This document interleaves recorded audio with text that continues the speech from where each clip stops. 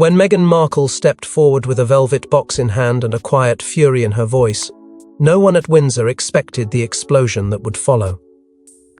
Within that small box lay not just a pair of earrings, but a royal secret buried for decades. What she revealed sent shockwaves through the entire monarchy, not because of the diamonds, but because of what Diana intended, and who she never meant to wear them. Before we go deeper into what this really means for the royal family, make sure to subscribe so you don't miss a single update. It began quietly, in the drawing room of Windsor Castle, where senior members of the royal family had gathered under the guise of a private charity planning session. The atmosphere, while outwardly cordial, was tense beneath the surface. Meghan's attendants had already raised eyebrows, but it was what she carried that would detonate the fragile piece. She waited until the room was still, then slowly opened the small velvet box in her hand. Inside lay Diana's unmistakable diamond drop earrings, rarely seen, thought to be lost or locked away, and now suddenly in Meghan's possession. Gasps echoed through the room, but Meghan remained calm. Her voice didn't tremble, but it carried a weight that drew every gaze.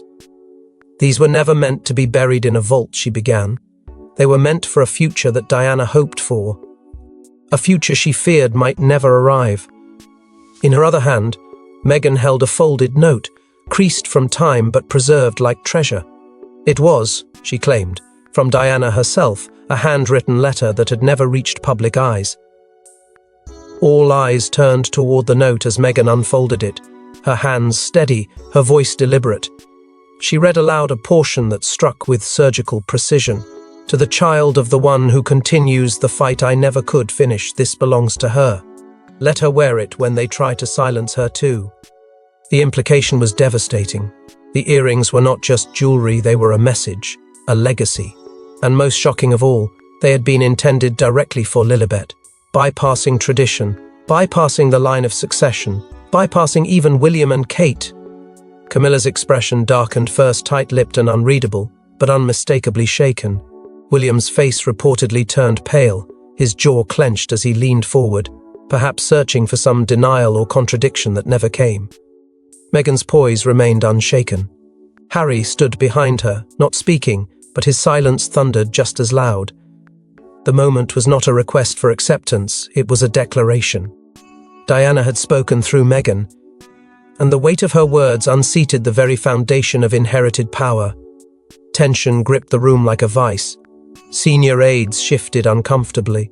No one moved to touch the earrings, no one demanded the letter. The silence was not just disbelief, it was fear. Because if Diana had truly chosen to pass her legacy to Lilibet, it meant she had looked beyond the crown, beyond royal bloodlines, and entrusted her final symbol of rebellion to the granddaughter she never met. And the monarchy, long a fortress of controlled narratives, now found itself cornered by the ghost of a woman it could never fully contain. But this was only the beginning. What Meghan revealed next would not just shock the family, but drag them back into the painful shadows of Diana's final days. Long believed destroyed in the chaos following her death, one of Princess Diana's handwritten letters resurfaced at the worst possible moment for the firm. In it, she named a child yet unborn, and a hope she feared would never come to pass, and she entrusted that hope to a woman the royals once pushed away. The letter wasn't found in a vault or in an archive or even in the royal estate. It came to light in the most unlikely way, through Harry himself. When a shipment of boxes arrived from Althorpe, Diana's ancestral home, it was meant to contain nothing more than childhood memorabilia and fading photographs. But among the keepsakes was an envelope marked only with a date 1996 and Diana's unmistakable handwriting. It was Meghan who found it, quietly tucked between the pages of an old journal. She knew it was something sacred the moment she opened it. And what lay within was a revelation that would tear through the monarchy's foundation like a crack through glass. The note, written in the final year of Diana's life, was not addressed to anyone by name, but it was clear who it was meant for. "To the daughter I'll never meet, but always dreamed of," Diana wrote, "this gift belongs to you. Let it shield you when they try to make you small, and let it remind you that silence is not peace." The gift she referenced? The very same earrings Meghan would later reveal to the world. And then came the line that shattered all pretense of coincidence. These are for the child of the one who would carry on my war with silence. Not fight, not battle war. It was deliberate, it was charged, and it was terrifying in its clarity. Diana hadn't simply gifted an heirloom. She had passed on a legacy of resistance. For Harry, the discovery was emotionally devastating. His mother had reached across decades with a message not just for his daughter, but for him. She saw what might happen, foresaw the struggles her son would face within the same system that broke her. He read the letter over and over, perhaps hoping it wasn't real, or that it didn't mean what it clearly said. But there was no denying it. His mother had made a choice, not for William, not for tradition, but for truth. The weight of that realization broke something open in Harry that had long been buried beneath duty and grief. The royal family, when informed, entered a silent state of controlled panic. Was the letter real? How had it survived this long? Who else had seen it? And perhaps most damning of all, why had no one in the family ever mentioned it? The palace issued no statement, of course. It never does. But behind closed doors, whispers turned to shouts. Advisors scrambled to assess the fallout. Private investigators began tracing the chain of custody. But it was too late. The letter was in Meghan's hands now, and the world would soon hear Diana's voice again, not from a documentary, but from beyond, in the very language the monarchy had always feared: defiance. If Diana's voice could echo from beyond, then its thunder was just beginning, because the story behind the earrings was darker than anyone knew. Official palace records claimed the earrings were untraceable after Diana's death, yet here they were. How could something so precious simply vanish? Unless, of course, it was hidden on purpose. And the list of those with access to the royal vault was disturbingly short. For years, there had been quiet murmurs in royal circles that certain items from Diana's collection had never been properly accounted for. The official inventory of her jewellery, meticulously compiled shortly before her passing, listed each piece with stunning precision right down to the number of carats, stone origins, and estimated value. The diamond drop earrings, among her most personal and rarely worn treasures, were marked as in possession. But when the vaults were formally reviewed in the aftermath of her death, the earrings were nowhere to be found. The entry was quietly adjusted to status unknown, and the file buried deep within internal royal records. No public inquiry, no press release. Just a quiet disappearance smoothed over by the machine that had long mastered the art of erasure. But secrets have a way of surviving row.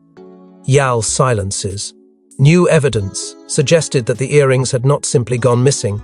They had been deliberately removed from the vault. Sources close to the late princess hinted at a private meeting with her most trusted aide, just weeks before the fatal Paris crash. That aide, whose name remained deliberately unspoken in palace corridors, had reportedly been seen leaving Kensington Palace late at night, carrying a discreet velvet pouch that matched the one Meghan would later reveal decades later. The intent was clear. Diana wanted the earrings out of reach, beyond the firm, beyond protocol, beyond control. And she succeeded. What made the story even more explosive was the path the earrings took after they vanished. Meghan's revelation included a stunning detail: these earrings had been passed through an intermediary directly connected to the Spencer family. Not a royal courier, not a Windsor aide, but someone who owed allegiance to Diana's bloodline, not her royal title. The earrings travelled across time not as crown property, but as sacred inheritance. The implication was devastating for the monarchy. If Diana orchestrated this bypass of royal oversight, what else had she hidden? And who else had helped her? Behind closed doors, the firm was in damage control mode. If the world believed Meghan's story and the proof in her hands was difficult to deny, then it meant the palace either lost track of a priceless artifact or, worse, attempted to erase its existence. Senior aides began cross-referencing decades-old logs, combing through forgotten files and sealed archives. But the paper trail was too clean, too perfect, too manipulated. This wasn't a loss, it was a cover-up. And the palace now feared what else might be unearthed. Who had known the earrings were never truly missing? Who signed off on their disappearance? Was it a lone act of loyalty or a coordinated maneuver to honor Diana's final act of rebellion? Every name that surfaced, every closed-door meeting from 1997 now had to be re-examined. And the fear wasn't just about reputation, it was about control slipping away. But while the palace scrambled for damage control, Meghan's next move blindsided them, a very public unveiling that made headlines impossible to bury. At a global charity gala in Montecito, Meghan stepped onto the red carpet with Lilibet in her arms and Diana's earrings in her ears. The image rocketed across the world in seconds. And in London, jaws hit the floor, because now the Crown couldn't control the story, they had to answer to it. What had once been a private revelation confined to Windsor's corridors was now a calculated spectacle. Meghan and Harry's appearance at the UN Women's Gala was anything but coincidental. The event, already prestigious, had suddenly transformed into a stage for reckoning. Meghan, dressed with deliberate restraint, allowed the earrings to catch just enough light. Not to dazzle, but to declare. In her arms, Lilibet wore a soft-hued outfit eerily reminiscent of Diana's most iconic ensembles.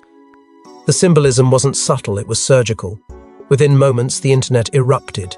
Screens around the world lit up with side-by-side images, Diana then, Meghan now, and Lilibet silent but commanding. In that instant, lineage, legacy, and rebellion collided in public view. Speculation ignited like wildfire.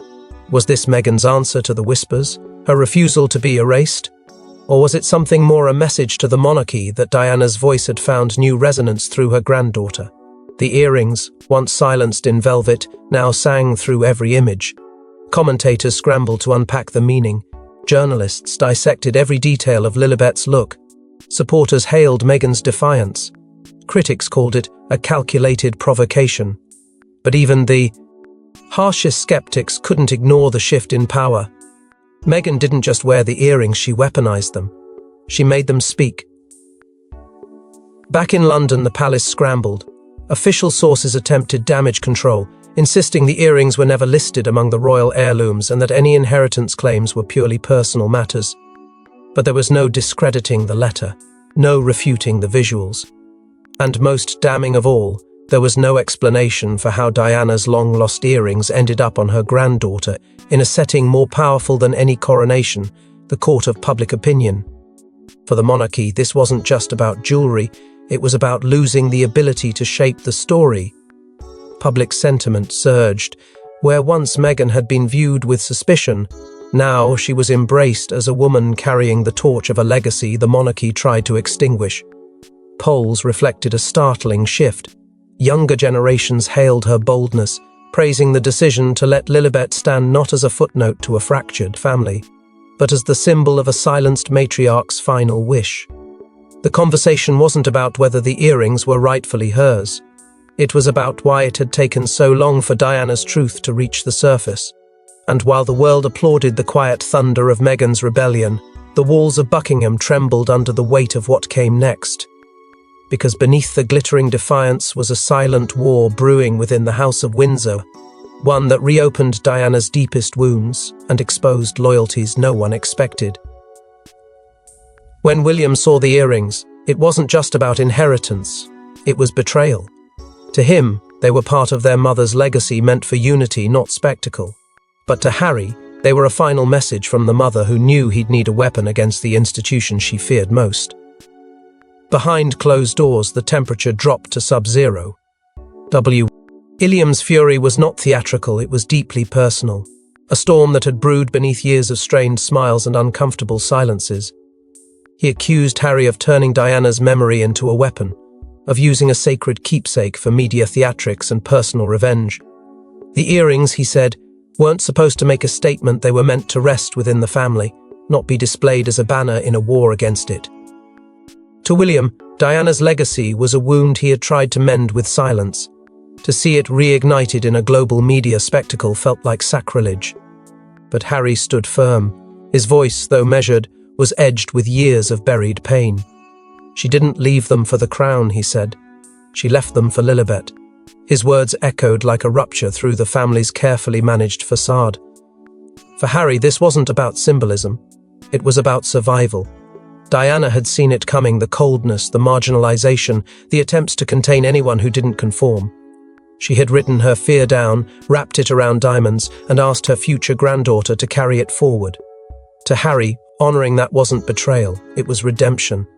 The confrontation reopened wounds neither brother had healed from. The image of them walking behind their mother's coffin boys in black suits robbed of grief by cameras and protocol returned with crushing force. William had responded by embracing duty. Harry had walked away, and now, standing on opposite sides of the same memory, they could no longer pretend those paths had ever been parallel. Communication between them disintegrated. Messages were passed through aides. Meetings were declined. Even the smallest gestures, eye contact, a nod, became loaded with decades of resentment and silence. Kate, though rarely vocal in public matters, found herself in the eye of the storm. She was the silent observer, watching her husband unravel why. Fury he rarely allowed to show. Her loyalty was unquestioned, but her understanding was complicated. She had always tried to bridge the gap between the brothers to preserve the illusion of unity. But now, as the earrings sparkled in headlines, and Lilibet's image haunted the tabloids, even she saw the line had been crossed. And then there was Charles facing what he feared most, another Windsor fracture, this time unfolding on the world's stage. His reign was meant to be one of stability, of healing the fractures left in Diana's wake. But instead, history was repeating itself with greater stakes and louder echoes. The monarchy, already burdened by public scrutiny and generational discontent, now stood split down the middle by blood, by grief, and by a pair of earrings that carried a ghost's final wish. As brothers turned foes once more, the Queen Consort found herself at the center of a storm that threatened the monarchy's fragile stability. For Camilla, the earrings weren't just jewelry, they were ghosts. Diana's legacy haunted every corner of the palace, and now that legacy threatened her place beside the throne. Because Diana giving to Lilibet felt like a judgment, a final verdict, and Camilla's reign had never felt more vulnerable. From the moment the photos emerged, Meghan poised, Lilibet radiant, and the unmistakable sparkle of Diana's long-vanished earrings, Camilla felt the ground beneath her shift.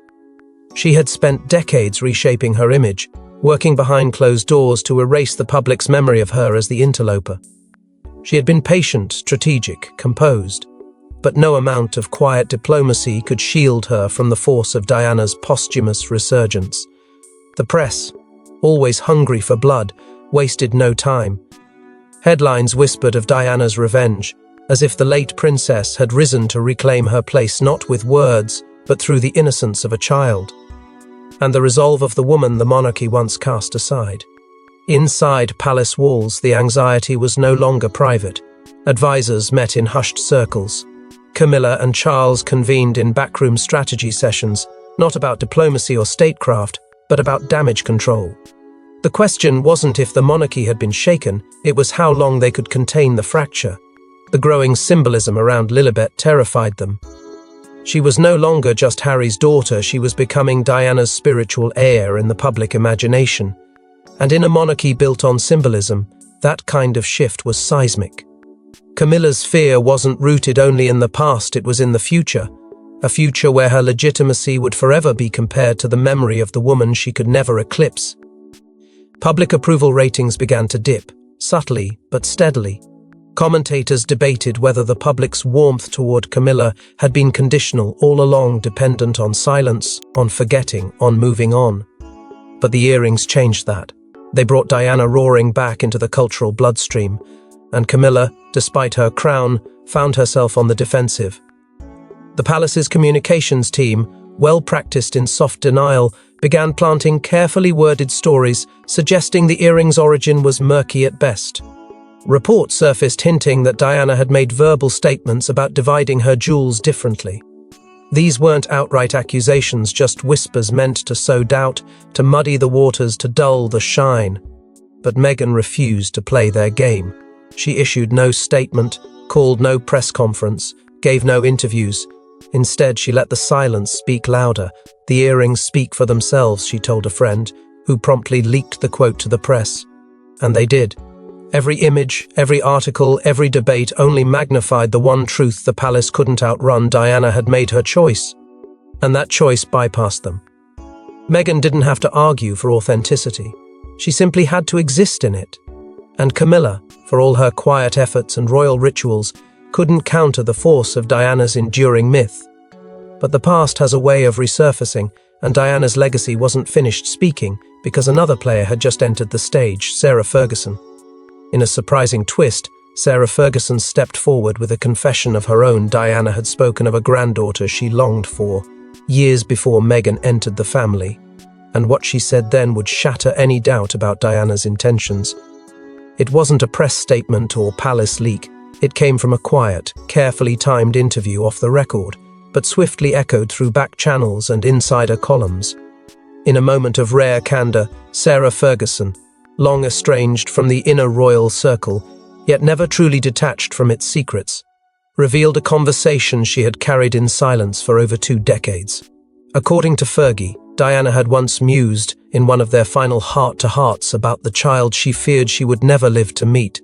"One day she'll need armor," Diana had said softly, "and she won't find it in the crown." At the time, Ferguson admitted she thought Diana was speaking in riddles. But now, seeing the storm around Lilibet and the earrings framing that child's inheritance, it was crystal clear Diana had known.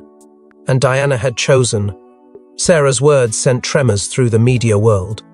For years, she had remained mostly diplomatic about royal feuds, walking the fine line between scandal and survival.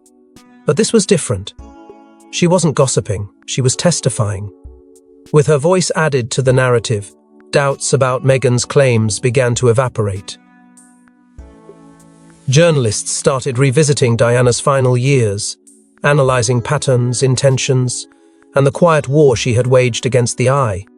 Institution she never truly escaped. The letter Meghan had read, once questioned for its timing and its power, now stood on firmer ground, and the earrings, once framed as a stunt, were now part of a prophecy Diana had spoken aloud. Ferguson didn't stop there. She confirmed she had seen the earrings once in Diana's possession and remembered her speaking about them with unusual protectiveness. They weren't for the next queen, Diana had told her, a hint of steel in her voice. "They're for the girl who comes after me but walks into the same fire." That quote, once leaked, became a viral caption. Diana's voice, long silenced, had found a new amplifier in a woman no one expected to speak up. As the public began to shift its focus from scandal to symbolism, the tone of media coverage followed. Headlines that once asked, "Did Meghan go too far?" were replaced with, "Was Diana's plan bigger than we knew?" Public sympathy swelled for Lilibet, not as a pawn, but as a rightful heir to a grandmother's unfinished business. And amid the escalating fervor, the most deafening sound came from the palace itself: silence. No denials, no clarifications, just an increasingly conspicuous void where the crown's voice should have been. And in that silence, truth echoed louder. With allies emerging and truth unraveling, the final twist came from the one person who had held back until now. Why didn't Harry speak up sooner? Why wait until now? In a deeply personal moment, Harry finally told the world why he protected the earrings, the letter, and Diana's final secret for so long. And the answer was heartbreakingly simple: he needed to be sure. When Harry finally sat down for the interview, there was no bravado left to hide behind. His voice carried the weight of years spent balancing grief against duty, love against loyalty. He admitted that from the moment he found the letter, fear became his constant companion, not fear of the press, but fear of getting it wrong. Misinterpreting his mother's intentions, he said, would have been worse than silence. Diana had been misunderstood her entire life. He refused to let her final words suffer the same fate. So he waited, he watched, he listened. And with every passing year, he felt her voice grow louder, clearer, more insistent. Harry spoke of nights spent rereading her handwriting, tracing familiar curves in the letters, searching for certainty between the lines. He questioned himself relentlessly. Was this truly what she wanted, or was he projecting his own pain onto her memory? The internal battle tore at him: protect Lilibet's future, or preserve what little peace remained with his family. Each choice felt like a betrayal of someone he loved. For years he chose restraint, he chose silence. He chose to shield everyone, even when that silence cost him his place within the family he was born into. But time changes perspective. Harry admitted that the moment everything shifted was not political or public, it was deeply personal. "She's old enough now," he said quietly, referring to Lilibet. "Old enough to carry meaning, old enough to one day ask questions, old enough to deserve the truth." He realized that hiding Diana's intentions no longer protected his daughter. It only delayed the inevitable reckoning. Diana hadn't written her letter to be buried alongside her grief. She wrote it to be lived, and Harry finally understood that honoring her meant trusting her clarity, not doubting it. As he spoke, there was no anger toward William, no bitterness toward Charles, no resentment toward the institution, just sadness. A recognition that the monarchy had shaped them all in ways none of them fully escaped. Harry didn't frame his decision as rebellion, but as release, a letting go of the burden he'd carried alone. For the first time, he allowed himself to believe that his mother had seen him not as a spare, not as a problem, but as the son who would protect what mattered when others would not. In that moment, something shifted. Harry didn't look like a man at war. He looked like a man at peace, vindicated not by public support or viral headlines, but by the quiet certainty that he had finally listened to his mother's voice instead of his fear. Diana's legacy, he said, was never about jewels. It was about courage, and for the first time since she died, he felt heard by her, not haunted, not driven, but understood. But even as Harry finds peace, the royal house finds itself more divided than ever, because this wasn't just about earrings, it was about the monarchy's soul. In the end, it wasn't the diamonds that changed everything, it was what they symbolized. For Lilibet, they are not just heirlooms but warnings. For the monarch, they are reminders of a woman they couldn't silence. And for the world, they are proof that history never truly stays buried. Long after the storm had passed, and the palace's silence became its loudest confession, something else began to unfold, something bigger than one child or one family. Lilibet's presence, once seen as peripheral to royal affairs, began to take on the weight of myth. She wasn't just a symbol of lineage, she was becoming a vessel for something far more powerful: memory. Diana's memory. Her unfinished story. Her rebellion wrapped in diamonds and delivered into the hands of a child too young to understand what she carried, yet already living beneath its shadow. The public didn't see Lilibet as a future royal, they saw her as the echo of a past that had been denied justice for far too long. Polls began to show a striking divide. A generational shift in royal loyalty revealed something the firm had always feared, but never dared confront. Diana's legacy had more influence than the crown itself. For the younger generation, loyalty wasn't tied to titles or protocols, it was tied to truth.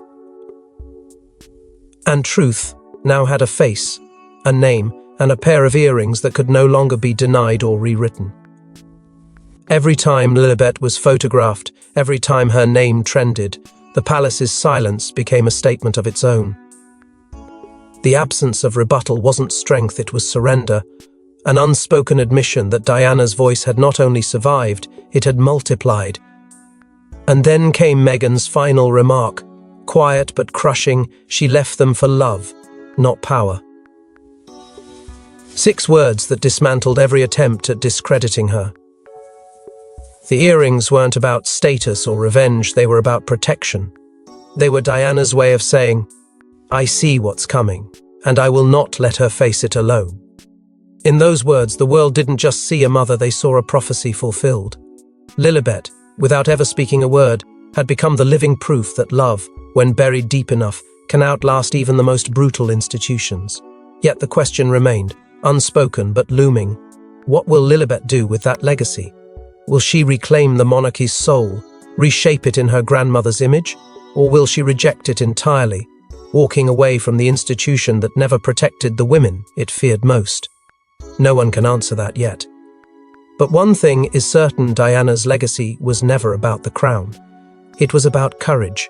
And now that courage lives on, not in gold, but in fire. As the palace lights dim and whispers echo in marble halls, one truth remains: Diana may be gone, but her final act has only just begun. Thanks for watching. Please don't forget to like and subscribe, and we will see you in next one.